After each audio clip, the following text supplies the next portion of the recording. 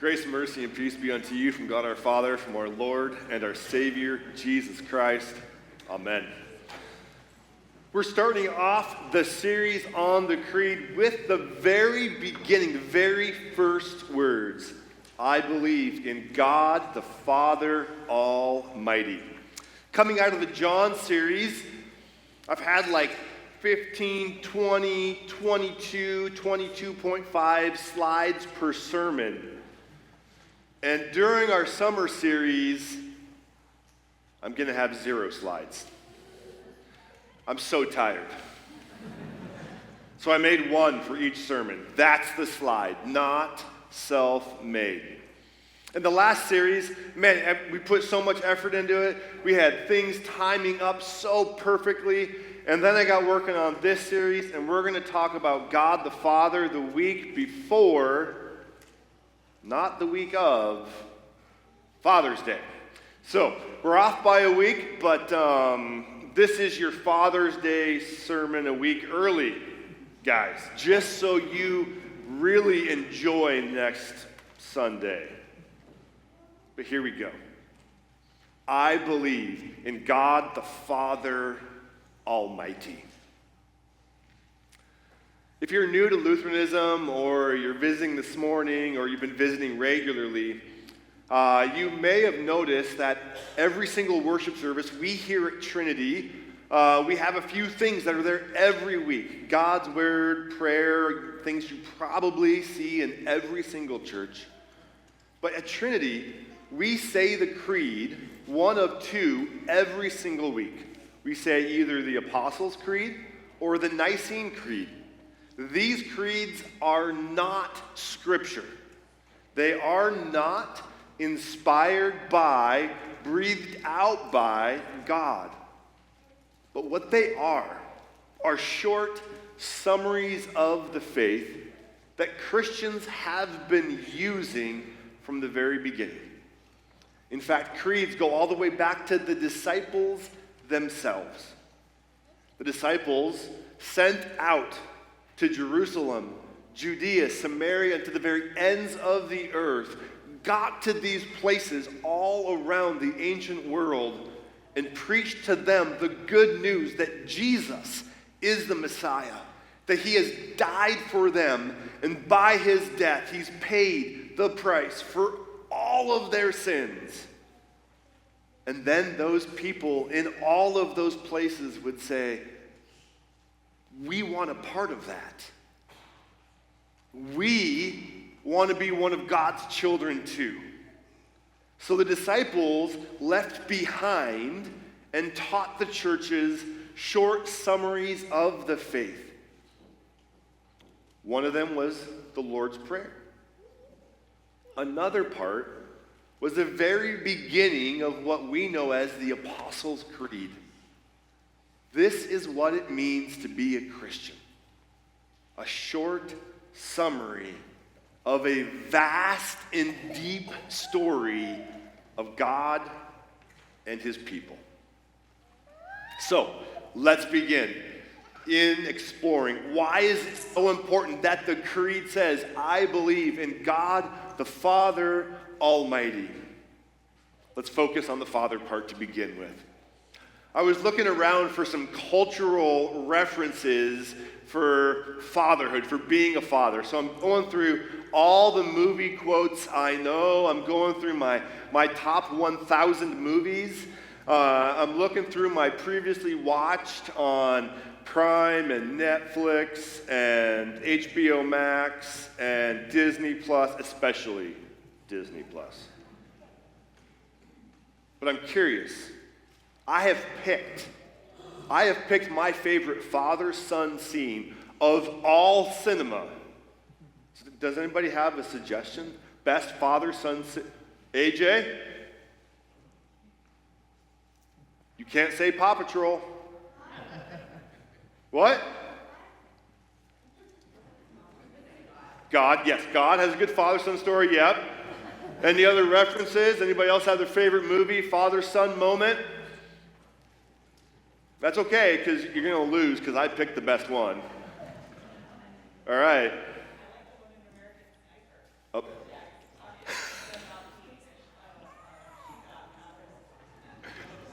There we go. That's what I love about you, Chris. Quoting American Sniper. Manny, you have no idea how good you we got one more over here. All the suggestions. Oh, we got one more hand up. All right. Korean dramas. That one didn't show up in my previously watched. All right back here. Oh, who knows that? Field of Dreams. Sounds like we got to have a movie night, y'all. That's a good one, right up there. Yeah, powerful moment. I'm sorry, but it doesn't hold the mind. Star Wars. Oh, okay. All right, we got one more. Mr. Rabine. Lion King, you are my son. Who's seen Lion King?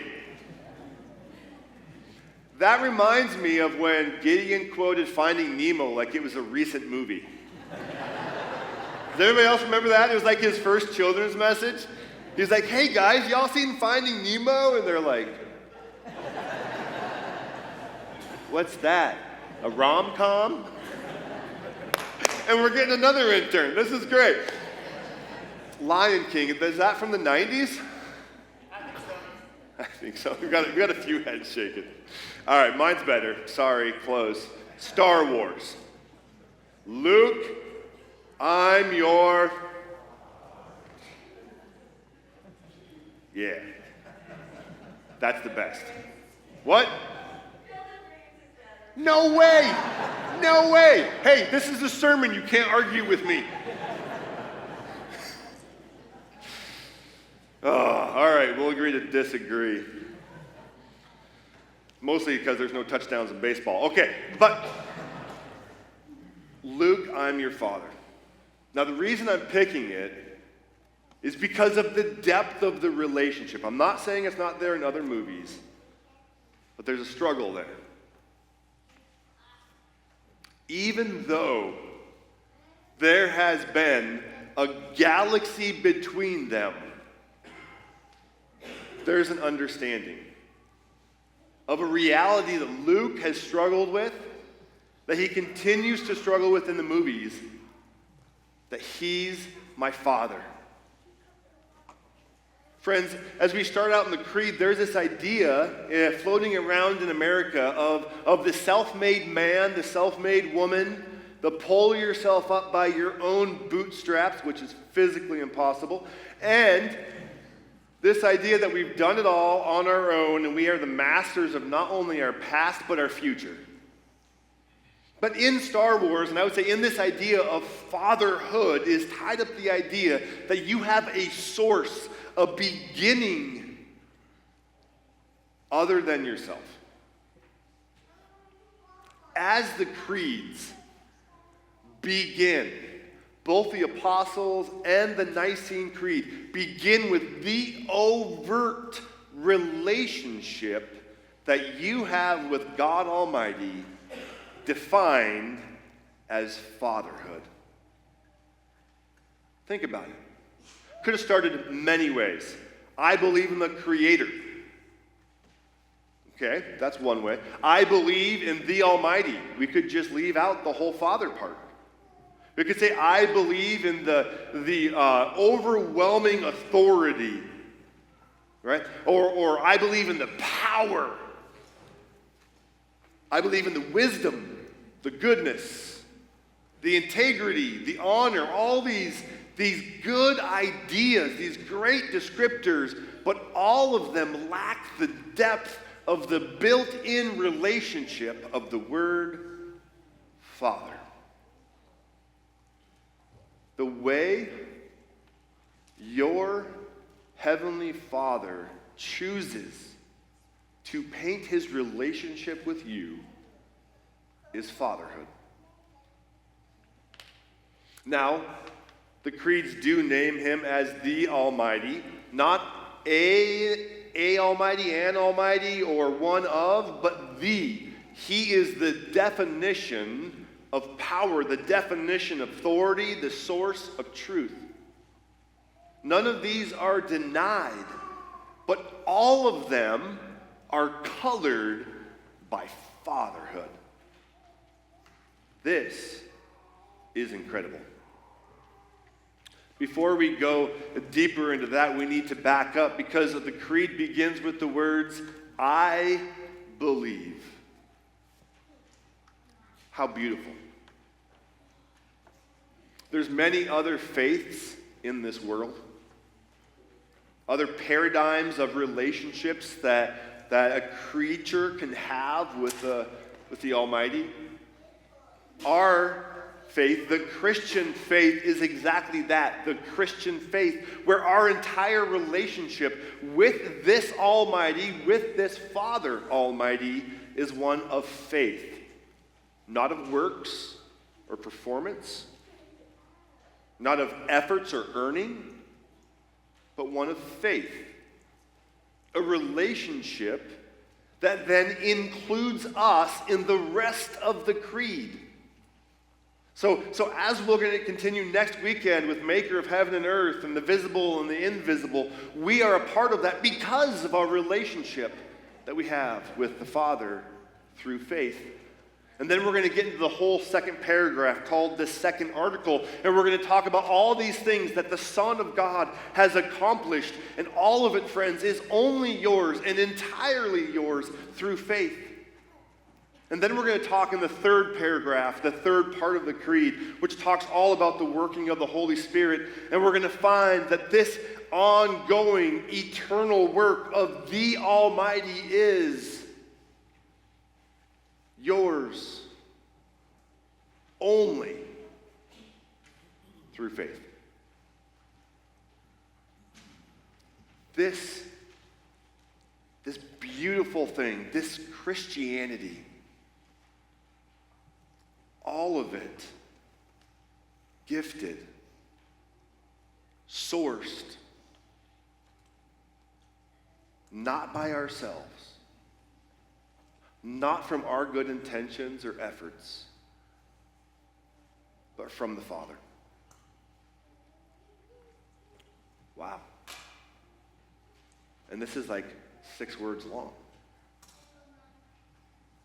I believe in God the Father Almighty. Ultimately, friends, we can't separate this beginning, this opening statement of faith and His almighty power. We can't separate it from the rest of the creed. And we're not going to get off topic here and talk about all the rest of the creed so we can begin to understand the opening. But what we need to understand about the creed is that it all holds together. It all ties together into one triune God. And we find that in our reading from Matthew chapter 6. In Matthew chapter 6, we're going to see Jesus himself teach us of the depth of our relationship with his Father, our Father. In fact, it's in Matthew chapter 6 that Jesus says, when you pray, pray like this, our Father who art in heaven. We know he said it that way because that's the King James Version.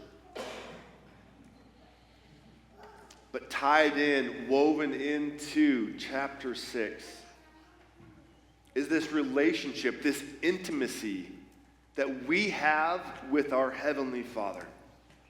One where on repeat, Jesus teaches about how our Heavenly Father sees our faithfulness that is done in secret, and that he celebrates that. Then we get to the Lord's Prayer, and then we get finally to the teaching that we read this morning from the end of Matthew chapter 6, where Jesus teaches of the ongoing care, the eternally ongoing care that our Father has for us, teaching us of how typical it is to slide into worry and anxiety for our bodies and our lives and our clothes, and teaching us to rely ultimately upon our Father. So friends, as Jesus teaches on this, though, I think the best place to think about as he's teaching about the care of our Heavenly Father is to go all the way back to the very beginning where Adam and Eve are in the Garden of Eden and they're looking at this vast garden, and God says, go and take care of it.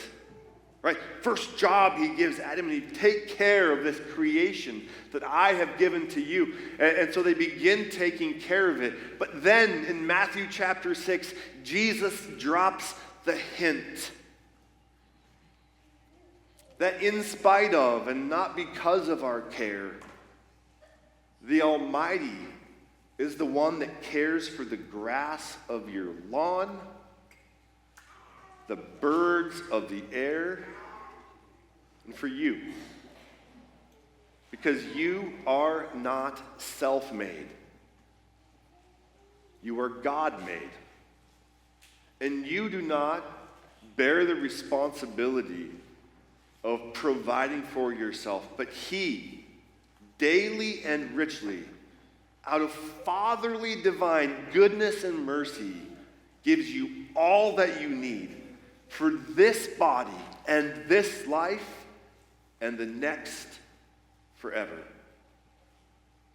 Friends, my prayer for you this week is that you would know the relief that you don't have to find your own, create your own, discover your own identity, but that you may find these simple words as the source of all the meaning in your life, the purpose that you need for every single day, that you have a Father.